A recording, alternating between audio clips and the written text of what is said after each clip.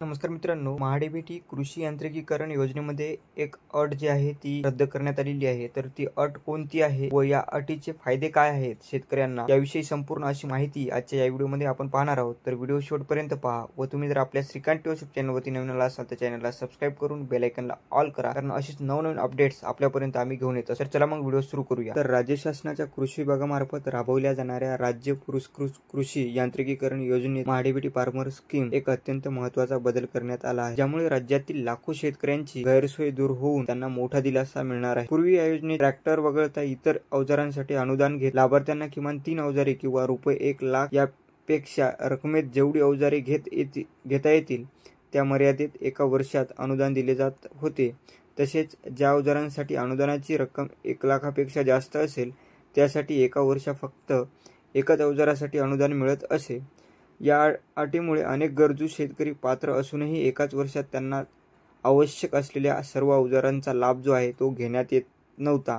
त्यामुळे आता जी काही अट आहे ती रद्द करण्यात आलेली आहे। तर ही जी काही 1 लाख रुपये अनुदानाची मर्यादा रद्द करण्यात आलेली आहे, म्हणजे शेतकऱ्यांकडून सातत्याने होत असलेल्या मागणीनुसार कृषी विभागाने 7 ऑक्टोबर 2025 रोजी एक महत्त्वपूर्ण निर्णय घेऊन अडचण दूर करून देण्यात आलेली आहे। पत्रकारानुसार सदर 1 लाख रुपयाच्या अनुदानाची मर्यादा आता पूर्णपणे काढण्यात येत आहे। याचा अर्थ असा की आता एका वर्षात लाभार्थ्याचे ज्या घटकांसाठी निवड झाली आहे त्या सर्व घटकांसाठी अनुदान अनुदेय राहणार आहे। म्हणजे की जे काही पहिल्याना एक अर्ज केला असता, पेरणीचा अर्ज जर केला असता तर आपल्याला पेरणी उचलल्यानंतर त्यावरती जे काही अनुदान आहे 1 लाख रुपयाच्या वरती आपल्याला उचलता येत नव्हतं, म्हणजे आपल्याला जे काही त्रिशर हेडंबा जो आहे तो उचलता येत नव्हता। तसंच शेतकऱ्यांना आता हवे असलेल्या कोणतेही कृषी अवजार घेता येणार आहे आणि त्यासाठी अनुदानाची रक्कम मर्यादा ठरणार नाही। मात्र एकाच घटकासाठी अनुदानाचा लाभ पुन्हा मिळणार नाही, म्हणजे की जो काही आपला एक आपण जर पेरणी यंत्र जर घेतलेला असेल तर पेरणी यंत्राचा पुन्हा आपल्याला लाभ जो आहे तो मिळणार नाही, तो एकदाच लाभ मिळणार। म्हणजे एका योजनेचा जो काही